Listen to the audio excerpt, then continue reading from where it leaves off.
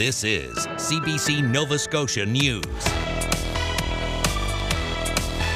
Tonight, concerns raised. A new drop-in centre for homeless people in Bridgewater isn't welcomed by all. Labour of love. A Cape Island-style wooden boat built in 1966 gets completely refurbished. And guided tour. We take you to the petroglyphs at Kejimkujik National Park. Keep the umbrella handy this weekend. We will see showers on tap, especially Saturday morning, with the risk of some rumbles of thunder as well. Your full forecast is coming up. Good evening. A new daytime drop-in centre for the homeless is drawing attention in Bridgewater, but not always the positive kind. Some local residents and businesses are concerned for their safety in the area. And while the mayor says crime is increasing, the services being provided are crucial for the most vulnerable. Nicola Sagan reports. Bill Silver says the drop-in centre has changed his life. He's been homeless for years, but now he says he's making strides. One of the things about being homeless is it's very hard to feel human. But, when we go into a place like the John Howard Drop-In Center, we can, make our own toast. We don't have people barking at, oh, you have to leave, you have to leave. Well, we're allowed to go in there, sit and be human. But not everyone sees the center in this positive light. Town officials say since it opened this spring, police calls surrounding drugs and violence have spiked. Some residents don't feel safe downtown. We're seeing drug deals out in front. We've seen the police go by quite a bit. We've seen a lot of people out in front, and whether they're littering, loitering, or whatever. But it's just it hasn't been very attractive for downtown King Street, Bridgewater. Bridgewater police did not respond to CBC's request for comment about increased crime and what's being done about it. Mayor David Mitchell says the town is facing the same housing, cost of living, mental health, and drug challenges as many others across the country. Like most communities, there's always been this issue, but it's always been in the background. And so it is alarming for the public to finally see this kind of out in the open. Run by the John Howard Society, the drop-in center is open from 10 a.m. to 9 p.m. every day. It's aimed at filling the gap in services when the local shelter closes. At the center, people can do laundry, take a shower, have a meal, and get help accessing supports. The organization's executive director says she also wants to see social workers, primary health care, and mental health supports on site. She submitted a grant proposal to the province today to try to make this happen. Let's remember that people who are homeless are also much more likely to experience extreme poverty, have experienced extreme trauma in their lives, have mental health and addictions and health barriers. So these are truly our most vulnerable members. Yesterday, town officials, police, and the John Howard Society met to discuss the issue. The mayor says some changes will be made right away, like extending the center hours so people don't congregate in the park across the street and increased monitoring in the area. But he says there's more to be done. We recognize there's an issue, and we're working with the John Howard Society and the provincial departments to find solutions. So we're not, we can't solve it alone. They can't solve it alone. We have to solve it together. Both the mayor and the John Howard Society are urging people to have empathy while they work to make the center a positive part of the downtown. Nicola Sagan, CBC News, Bridgewater. The head of an organization that helps people living with disabilities is urging the provincial government to get on with preparing to move those people out of institutions. The Court of Appeal ruled that the government's failure to offer, quote, meaningful access to housing for people with disabilities amounted to a violation of their basic rights. So the province has since embarked on a plan to move people out of institutions, but Harman Singh of Breton Ability Centre in CBRM says she has concerns. We're dealing with people here, and we know that in our efforts to get a mandate done and get it done within tight and aggressive timelines can often lead to potentially a rush job. And that is the concern, that it is done right and it is done with individuals in mind and it is sustainable. I'll talk to Harman Singh about her concerns and this huge undertaking facing the provincial government. That's our Newsmaker interview just after 6:30. Ottawa has announced another quota reduction for the herring fishery in southwest Nova Scotia and the Bay of Fundy. The total allowable catch is now 16,000 tons. That's down from 21,000 last year and 35,000 the year before that. The new quota will be in effect until 2027. Conservation groups say while the quota is still higher than they'd like, they're glad to see it implemented for 4 years instead of 1. This is going to take this argument that happens about how much quota should be happening every year off the table, which sucks up all the energy and time. And so this is going to allow for like a good chunk of time to step back, redo the science framework, look at creating the required rebuilding plan for this stock, and really taking the time to think like, how are we properly managing this?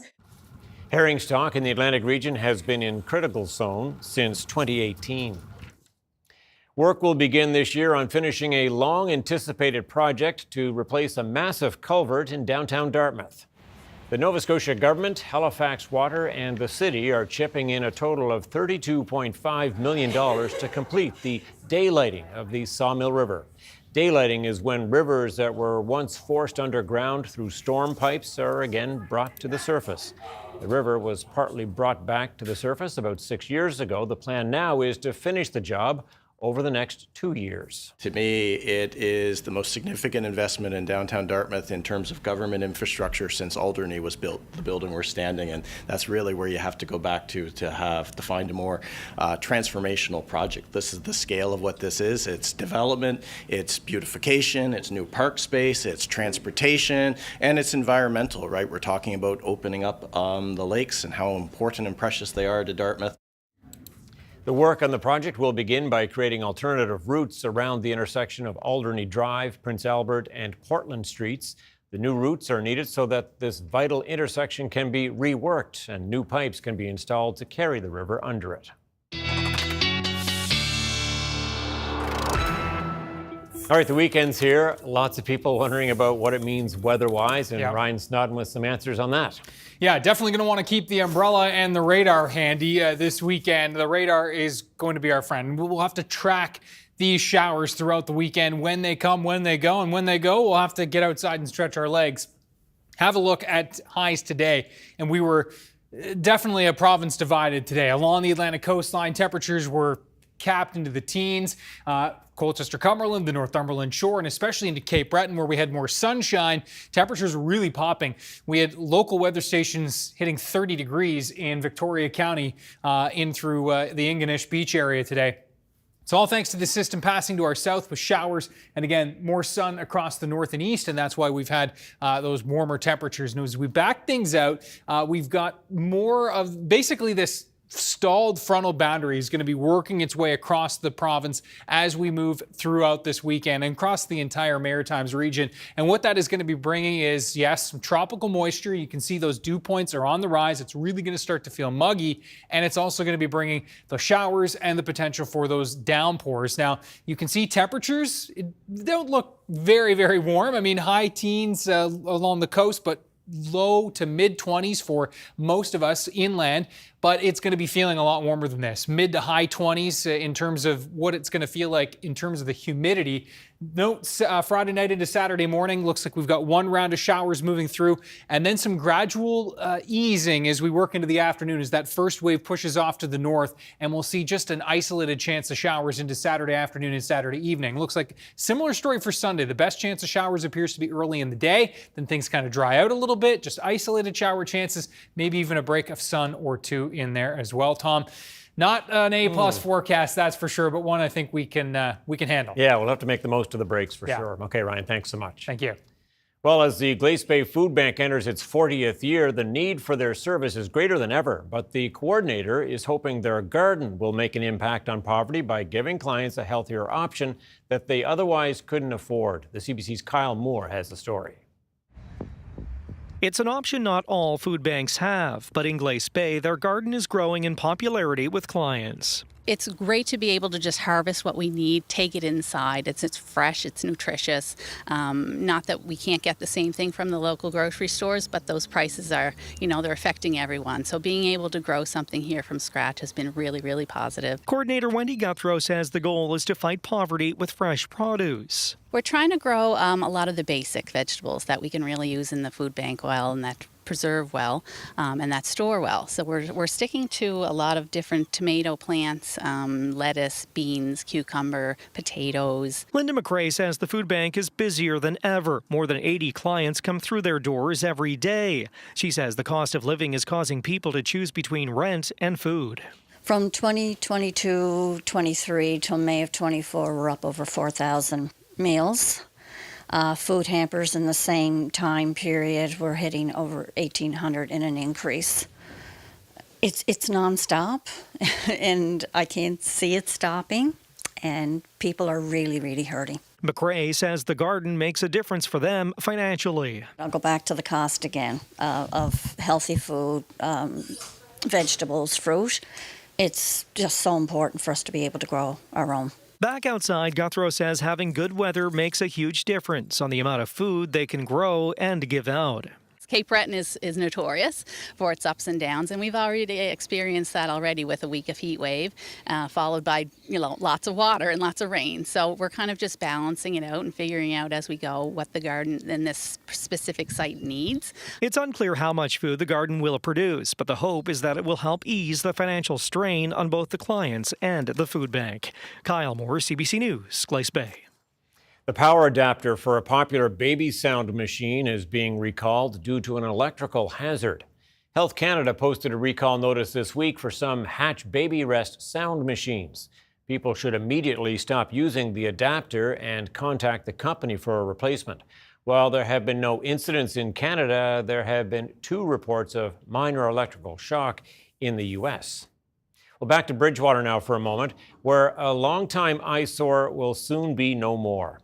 3 rusting vessels have been left abandoned at a wharf for years, but much to the relief of the community, they're finally being removed. The CBC's Sissa Mahan has more. Environmentally, it needs to be done. It's been an eyesore for many, many years. I'm very happy to see this. Residents of this town are saying good riddance to 3 massive ships that have plagued their river for about a decade. We have 2 parks side by side on this beautiful river. We now have this marina that's thriving, and at the end of it is just this slew of derelict vessels. So to see them gone, I can say with absolute certainty that 100% of people in the town of Bridgewater are thrilled. The Coast Guard began work along the LaHave River in June to remove these 3 derelict ships. 1 has already been removed, and the remaining 2 are expected to be gone by the fall. The province brought in legislation a few years ago to clean up abandoned and hazardous vessels like these ones. The Coast Guard has been here multiple times over the years for ships polluting, listing, sinking, all while attached to this wharf. It's been a nightmare. They're an eyesore. It's in a junkyard. It's a beautiful river. There's old asbestos, old diesel fuel, old sludge. God knows what else is in there. Contaminants. And it is polluted in the LaHave River. I believe, my humble opinion, it need not be there. The Cormorant, an abandoned Navy ship, sat on this wharf for 20 years before it was finally towed away in 2020. A big question on people's minds is why this issue seems to plague the town of Bridgewater. I think it goes back to, the previous wharf owner, whether they had intentions of using these ships or reselling them or just allowing people to park and taking the rent. At the end of the day, it was the previous owner that allowed someone to tie these ships up here, and then nobody did anything with them for, like I said, for decades. It's unclear who even owns these ships, but the Coast Guard says the bill for their removal won't land with taxpayers. And if we cannot recoup the costs through the owner themselves, then we have other avenues, such as we can submit our costs incurred to the Ship Source Oil Pollution Fund, who will pay out all reasonable costs associated with the response, and then they go to the owner and they use their avenues to collect the costs from the owner. The ships are being taken apart piece by piece. The Coast Guard says it's too risky to transport them out of the LaHave River because the rotting ships could further pollute the water. The mayor says he's hopeful of the new possibilities for the wharf once the ships are finally removed. Sissa Mahan, CBC News, Bridgewater. While those rusty ships are getting cleared away, another kind of vessel launched in Chester Basin yesterday. A Cape Island-style wooden boat built in 1966 has been completely refurbished. Paul Palmer has that story. Inch by inch, a boat called the Thingabob was slowly launched into the water. The 58-year-old wooden boat was completely gutted and rebuilt by Bruce Thompson and his team at Tern Boat Works. All of the work on the boat was done locally. Only some of the wood, which included teak, mahogany, and cedar, was imported from away. Took longer than normal because we literally started the project when COVID started, and then that was put restrictions on the owners being able to get back in the country, and so it kind of got stretched out, but we've been working on it for about 3 years. These pictures show the day in 1966 when the boat was first launched in the same area. After it was sold from the original owners to an American couple several years ago, the work on restoring the boat began at Tern Boat Works' West LaHave shop. Everything on the boat was redone. Okay. Woohoo! All right. Welcome back, Thingabob. Yay! The Americans from New Mexico who now own the boat live in the Chester area for almost 6 months of the year. They can't wait to get the boat going around the many islands of Mahone Bay. The use that we envision for the boat is as a day sailor and picnic boat. We'll keep it on our wharf in Chester, and when we want to, my wife and I or our friends and family come, we'll take it out for a spin around Mahone Bay.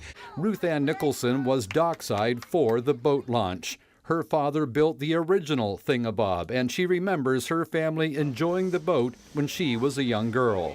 We used to like to go out and follow the races, the Chester Race Week, and cut in around the sailboats, and got quite exciting sometimes, but great for picnics. I'm sure they'll have lots of lovely years yet with it. The boat will still have to undergo some sea trials before it can officially be handed over to the new owners. Paul Palmer, CBC News, Chester Basin. New upgrades are coming to Centre 200 in Sydney. Audio crews have started to take down old wiring to replace the old speakers and jumbotron with updated systems. A new LED video board around the arena will feature promotions and will be used by the rink's home team, the Cape Breton Eagles. The clock was taken down the last couple days, all dismantled into pieces, and the speakers are also down and gone, and they're gone to other facilities to see if they can use them to help with their sound systems. The province and the Atlantic Canada Opportunities Agency both contributed $850,000 each to the upgrade. Officials say the updates will enhance their ability to attract major events. Kejimkujik National Park and Historic Site is home to one of Eastern North America's largest collections of petroglyphs. And the only way to see them is on a guided tour. The CBC's Molly McNaughton met up with a Parks Canada interpreter on the shore of Meteorologist. These petroglyphs are carvings into stone created by the Mi'kmaq thousands of years ago, with over 500 scattered throughout Keji. Meteorologist is the only site open for tours. The Mi'kmaq, they didn't have a written language before the European contact, so the way of their telling stories and their history was on these rocks with the petroglyphs. Last year, Oikel recalls leading around 40 tours, sharing his culture with people from all over the world. I'm an indigenous Mi'kmaq from the Wosoqaba band. As soon as I seen it as an opportunity that come down here and share my culture and history with people, I jumped on the opportunity.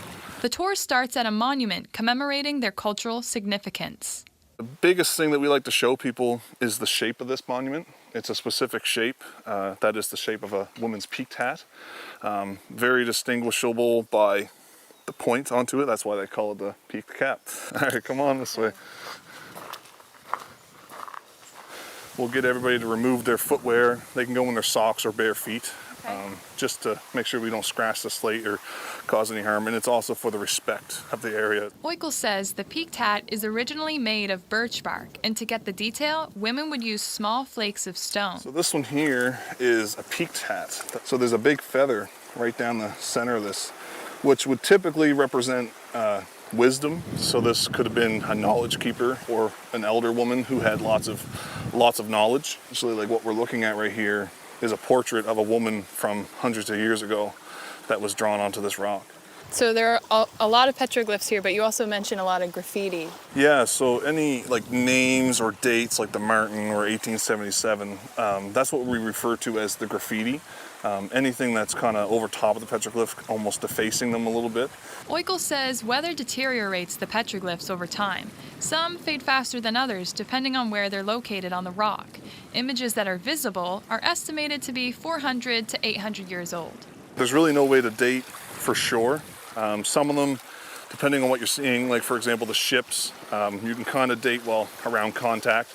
We don't know exactly what story is trying to be told by each petroglyph. We just kind of make the best conclusion that we can by the details and the knowledge that we do have of the culture. Everybody's interpretation of each petroglyph could be completely different and be completely right at the same time. Molly McNaughton, CBC News, Merrimack. Coming up, landslide victory. The Labour Party sweeps the UK general election with a huge majority. And renewed hope for a ceasefire. Negotiations resume between Israel and Hamas. And we continue with our Bridgewater theme here tonight. This is a look at downtown Bridgewater from today. Ryan back with your full weather forecast in just a few minutes.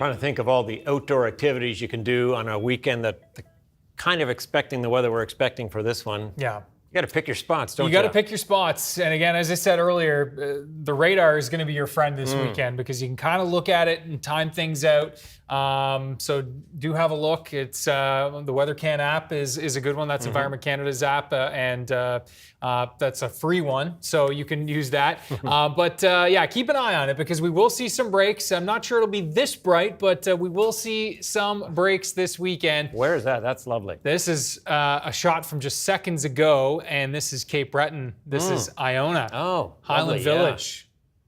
That's looking pretty nice right now, isn't it? 22 degrees, mostly sunny. That has been the spot today. Cape Breton, the North Shore. It has been beautiful there. I've been seeing quite a bit of sunshine in the mix. Temperatures, you can see along the Atlantic coastline, not so much. Just 12 degrees right in those onshore winds along the South Shore. 14 in Lunenburg, 16 downtown Halifax, 21 though in the valley. And you can see that the mugginess starting to build in as well. Those dew points up into the noticeable humid range, and we'll start to push up towards those 20 dew point values for not so much tonight, but tomorrow afternoon, most likely creep in that direction, and certainly on Sunday, as you will see with the muggy meter in just a moment. So yeah, we've been watching this line, which has been tracking south of the province today, but creeping a little bit further north than anticipated. So we have been seeing some showers up as far north as Kejimkujik Bay and edging Truro, and even Antigonish a little earlier this afternoon. This is now moving out, and we will see a bit of a reprieve here. Note this line of active storms tracking through New Brunswick, and then again, this is basically the system we're going to be dealing with throughout the weekend. It will be working its way in and bringing all this muggy air with it, and that will again be, as a result, our dew point values already in Fredericton and Charlottetown up to 19. So we're starting to creep that way, feeling 30 in those two locations. And you can see feeling 47 in DC right now. So it is definitely a muggy air mass. So we'll see those shower chances continue forward this evening into the overnight. There is a slight risk of a rumble of thunder this evening and into the overnight, but it's certainly there. You can see with the timeline of all this, and again, we've been talking about this the last couple of days, trying to time these pulses of moisture has been a bit of a difficult task, but right now it looks like we will see kind of a line of showers working its way in through the overnight and into tomorrow morning. Now, the greatest chances do appear to be for northern areas tomorrow, but can't rule it out Halifax and down through the South Shore region either. Cape Breton looks like kind of a quieter start, then you folks get into the action into the afternoon.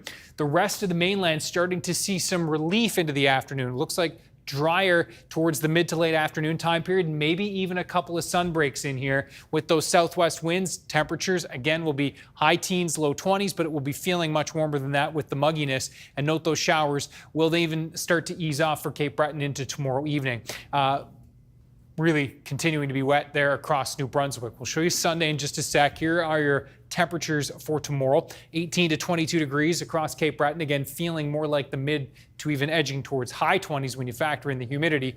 Similar story for central areas of the province tomorrow. And for the western areas, yet again, likely the warmest spot in through the Kejimkujik area, 23, 24 degrees. And again, we are going to be looking at those fog patches easing throughout the morning as well. Now for Sunday, we will be watching that line kind of working its way off to the south and west. That is going to allow some sun breaks, I think, possible, but overall the clouds are certainly going to dominate on Sunday by the looks of things. Though note kind of the heaviest moisture pushing out towards Newfoundland, pockets of showers Sunday morning, and then some breaks here where it's just an isolated risk into the afternoon. It looks like the steadiest stuff will be further to our south. So cautiously optimistic here that we will see some relief in there. And then Monday, of course, back to the work week and back to the sunshine.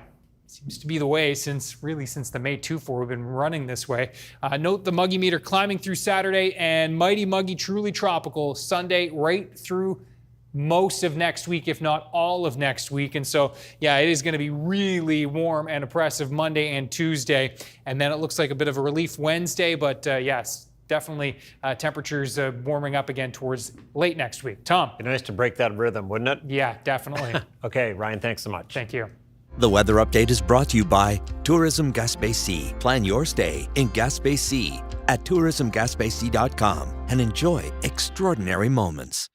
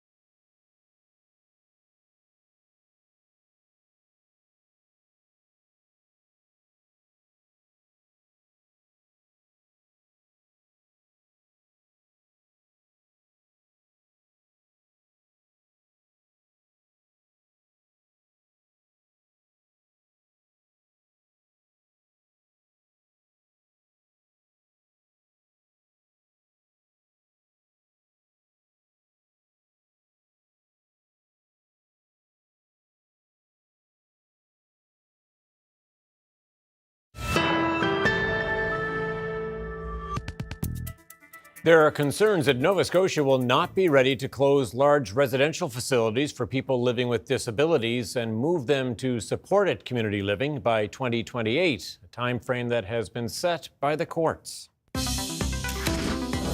Herman Singh is the CEO of the Breton Ability Centre in CBRM. Ms. Singh, what concerns you the most about this province getting ready for 2028?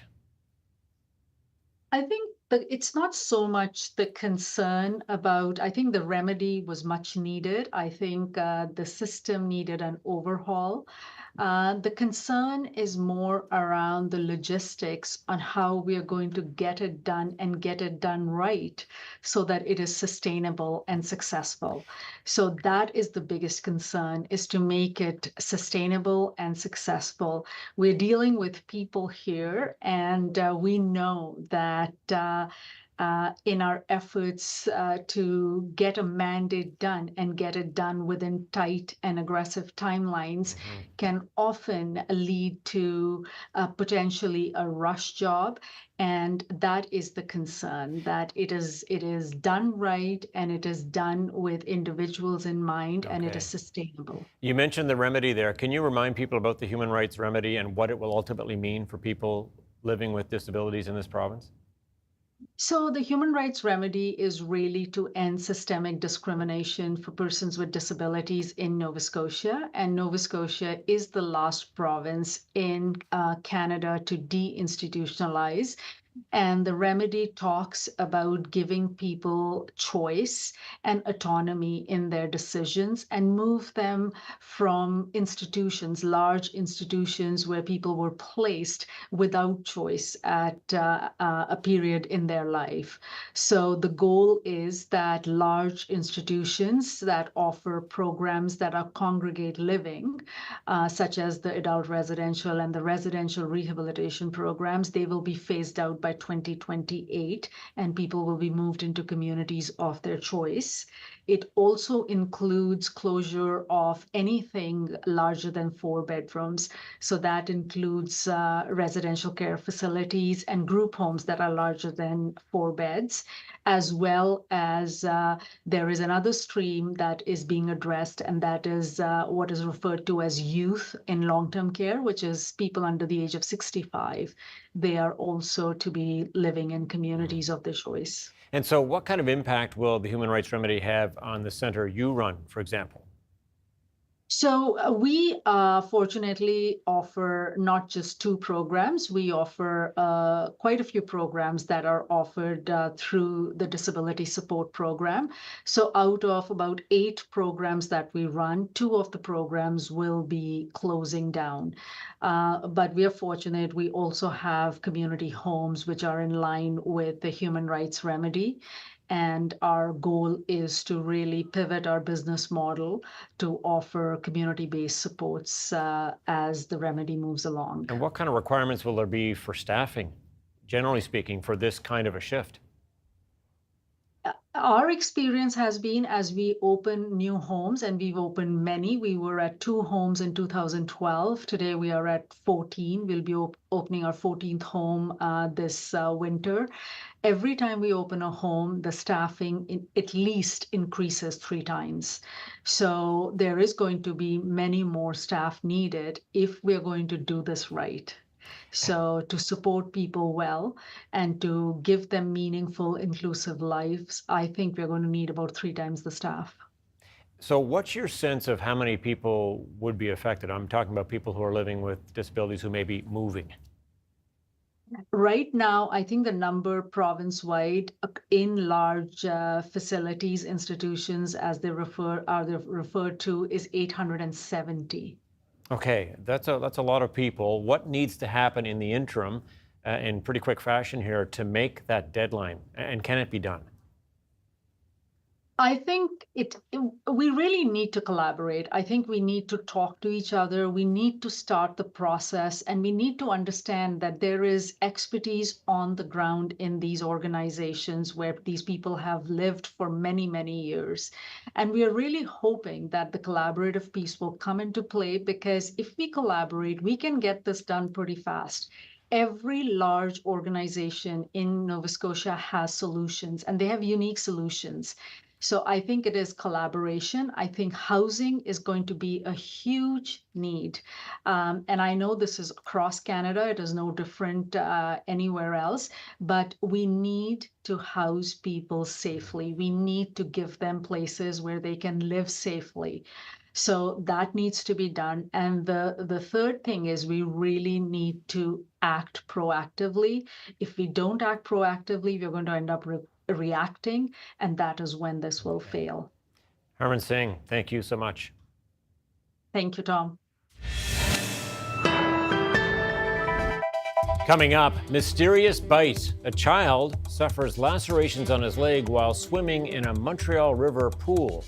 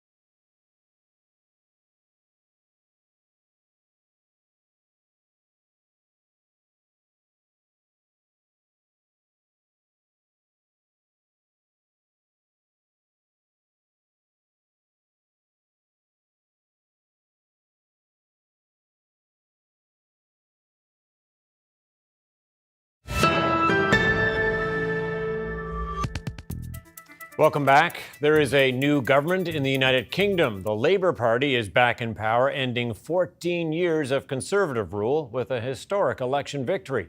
Labour has nearly 2/3 of the seats in Parliament, but smaller parties gained ground too. Briar Stewart has the details.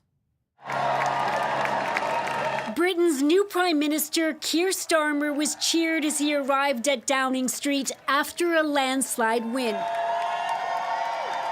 Our work is urgent, and we begin it today. Even before all of the ballots were counted, it was clear that British voters handed the Labour Party a big victory, and the Conservatives a humiliating defeat. Under leader Rishi Sunak, the Tories won their fewest seats since the party was founded nearly 200 years ago. I have heard your anger, your disappointment, and I take responsibility for this loss. He said he would step down as party leader, but not right away. Shortly after Sunak was out, a procession of soon-to-be Labour cabinet ministers arrived one by one as government business got underway. Most governments go through some kind of honeymoon. This political scientist says despite the outcome, there doesn't appear to be overwhelming public enthusiasm for Labour. Oppositions don't win elections, governments lose them. I think Keir Starmer had brought the Labour Party back into the centre of British politics and given people at least a safe alternative to vote for, which they didn't feel they had. Millions also cast their ballots for smaller parties. Britain's Liberal Democrats walked away with around 70 seats, while Reform UK, a right-wing party, won 5. You're going to bring us division. Its leader, Nigel Farage, was heckled during his press conference, a sign of the simmering divisiveness. Boring. The new parliament will meet next week, but there are no illusions that the much-promised change will be quick. To change our infrastructure, our healthcare systems, it's going to take 10 years. I think it hopefully will change. Let's stay optimistic, but I'm weary of it, so I'm sceptical. Even before the new parliament officially begins, Keir Starmer will be off on his first international event as Prime Minister. He's going to Washington, D.C. next week for the NATO summit.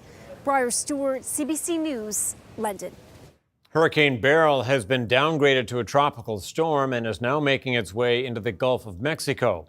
The storm lost much of its strength as it crossed the Yucatan Peninsula, but it's expected to regain strength and head toward northern Mexico once it's over the warm waters of the Gulf. Beryl made landfall near the resort town of Tulum just before dawn as a Category 2 hurricane. It brought heavy rains and sustained winds of more than 140 kilometers per hour. It brought down trees and power is out in many areas. There have been no reports of deaths or injuries in Mexico, but Beryl is being blamed for at least 11 deaths in the Caribbean. Hopes for a Gaza ceasefire are gaining momentum. Reports say Hamas has made a key concession, and an Israeli representative has met with mediators in Qatar. Julia Wong has the story. For those inside Gaza, patience is wearing thin and frustrations are boiling over. This woman says she and her family have been displaced 9 times since the start of the war. Their shelter, a former school, was recently hit in an Israeli airstrike. She says they have nowhere else to go. We in Gaza are people who sleep with death and wake up to death, she says. We know that at any time we can die. Outside a destroyed mosque, Friday prayers still took place as Palestinians mused about their future. We believe that these negotiations will succeed, this man says, but I'm following the progress, and there is hope that these negotiations will succeed. That hope coming after ceasefire talks appear to have restarted today. A Palestinian official tells Reuters Hamas was no longer demanding Israel agree to a permanent ceasefire. Israel has previously said the war would only end once Hamas was eliminated. After a call with U.S. President Joe Biden Thursday, Israeli Prime Minister Benjamin Netanyahu's office says there are still gaps between the two sides, but negotiations will resume next week. I think it's the best chance we've had in 9 months to get a 6-week ceasefire. Whether or not you can get a comprehensive cessation of hostilities, I think right now is a bridge too far. All this as pressure continues to build within Israel. Hundreds rallied in Tel Aviv demanding the government secure a deal to bring home the roughly 120 hostages still held by Hamas. Benjamin Netanyahu, I call upon you, Benjamin Netanyahu, Mr. Prime Minister. The agreement is here. It is within reach. Please, our hearts as mothers can't take this anymore, says this mother of 2 hostages. There is a deal here on the table. We ask you, all of you, all the people that are involved in it, please make it happen. Please bring our children back home. A groundswell for something to change after a stalemate that has persisted for weeks. Julia Wong, CBC News, Edmonton. Statistics released today indicate that the unemployment rate has spiked in this country. It's a small change that could be attributable to months of higher interest rates, according to economists, but it's having a big impact on the youngest members of the workforce. Anis Haderi explains. The Calgary Stampede sees a lot of young people saddling up for work every summer. This year, the organization says it got tens of thousands of applications, many more than the actual number of jobs. I was just told that 3,900 seasonal positions have been filled this year, so 3,900 jobs. That high demand may not just be a Calgary thing. There are more young people looking for work this summer across Canada. Leaving out the beginning of the pandemic, youth employment is now at one of its highest rates, 13.5% in nearly a decade. When we look at kind of like the ups and downs of the job market, youth are the most sensitive to when the labor market gets strong, the youth really benefit, and when things weaken, we see that they're the ones who get hit. While total unemployment only ticked up by 0.2%, economists say the labor market is weakening for everyone. Employers don't have all those job vacancies they're trying to fill the way we saw a year ago. And the pressure of higher interest rates is starting to show up in a slow economy and less hiring. So a much less friendly environment for those looking for work. The Bank of Canada was deliberately cooling off the economy with high interest rates. But I think now we're at the case of where we've got too much of a bad thing. The economy is slowing more than we likely need to get inflation under control. And so the Bank of Canada started to cut interest rates in June. With employment joining inflation in the softening category, the Bank of Canada may keep looking to cut interest rates in the coming months. But one thing they will also be watching is wages. The average money Canadians made did go up last month, and that could mean interest rates take a bit longer before they drop. Anis Haderi, CBC News, Calgary. An 8-year-old is recovering after a terrifying bite injury while playing in a Montreal river pool. And while the boy is now safe, everything else about that story is unclear. The CBC's Paula Diane Perez reports. On this lake lies a mystery that experts still haven't solved. What exactly caused this? 8-year-old Max was playing here at the water park on Gendarmerie Beach in Montreal when suddenly he started screaming. It felt like that kind of like electrical pain. It felt like a knife had literally cut my leg. Max was here on vacation from California. On June 26th, he was playing here on this inflatable structure on this man-made lake by the St. Lawrence River. But everything changed in a second. It's a parent's nightmare to see your kid getting pulled out of the water with blood coming out of his leg. 1 minute you're just playing, and then the next minute you're in the beginning of Jaws or whatever. Lifeguards swarmed in and performed first aid. Max was patched up and taken by ambulance to the ER. The family says everyone from lifeguards to doctors were puzzled. They checked the water for any kind of objects that could have caused the injury. There was nothing. And they called the infectious disease doctors at the hospital to ask them their opinion on what should happen from here. So what was it? We reached out to several experts to ask their opinion.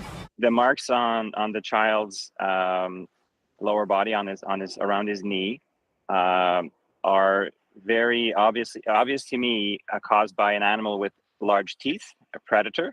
And the only predator that I know of with a mouth that leaves an imprint of that size is a muskie. Muskies are native to the St. Lawrence. We caught this professional angler on the Ottawa River fishing for muskies.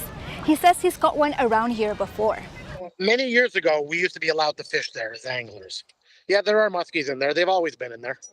This biological sciences professor says even though muskies don't usually live in lakes, the muskie bite theory makes the most sense. But we can't always translate what we know about natural lakes to these artificial ecosystems. It's entirely possible that a fish that wouldn't normally live in this kind of habitat is present here just because it's being imported from an entirely different ecosystem, which in this case is the St. Lawrence.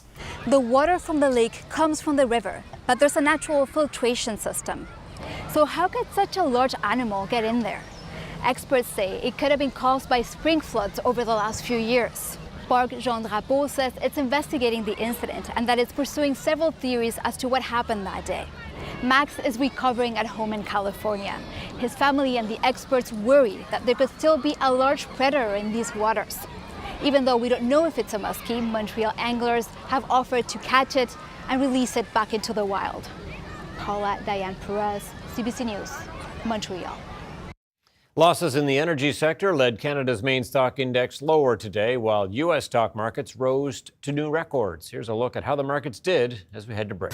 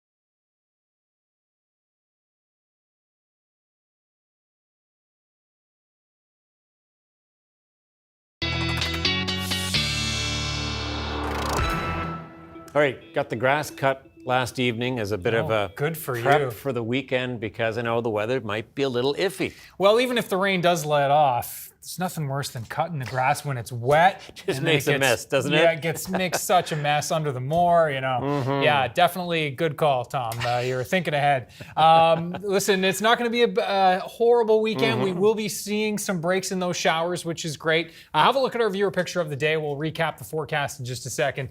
Let us zoom in on St. Croix and a beautiful shot here.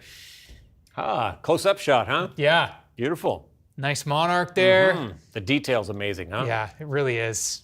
Thanks to Martha for sharing. Really appreciate your kind words, Martha, and for sending in the pictures. Ryan's picks at cbc.ca. So tomorrow, temperatures, kind of low 20s, but it will feel a lot warmer than this. More like mid, even edging to high 20s at times with the humidity really on the rise. Lots of shower chances through Saturday, especially in the morning. And then as we move into the afternoon, we are going to be looking at a little bit of a break. Sunday, similar story. The best chance for showers will be in the morning and then a little bit of a break into the afternoon. That muggy meter, we are looking at that climbing, and it will be mighty muggy, truly tropical. It appears through next week. And that, Tom, will really set the stage for a pretty warm Monday, Tuesday. So be mindful of that. And be mindful that this weekend, as I've been saying earlier in the forecast, those showers, when they do come down this weekend, they will be coming down heavy. It's a tropical air mass, some heavy downpours. Could see the potential for some localized flooding if we do see some of those bands of showers setting up over one area for a longer period of time. Mm-hmm. Can't get over the clouds on the weekend there. They stick out, don't they? Yeah, they certainly do. All right, you're going to like this, Ryan. Seeing aurora lights from anywhere on Earth is, of course, spectacular enough, but it's hard to top a view from 400 kilometers above it. Impressive, huh? Wow. This is the aurora in profile, recorded from the International Space Station. The time-lapse video shows a snaking green line parallel to the surface of the Earth. The solar activity that ignites the auroras is especially intense right now, reaching the apex this year of an 11-year cycle. That is impressive for sure. Yeah. That's it for us tonight. Thank you so much for watching. We'll see you next time. Have a great weekend.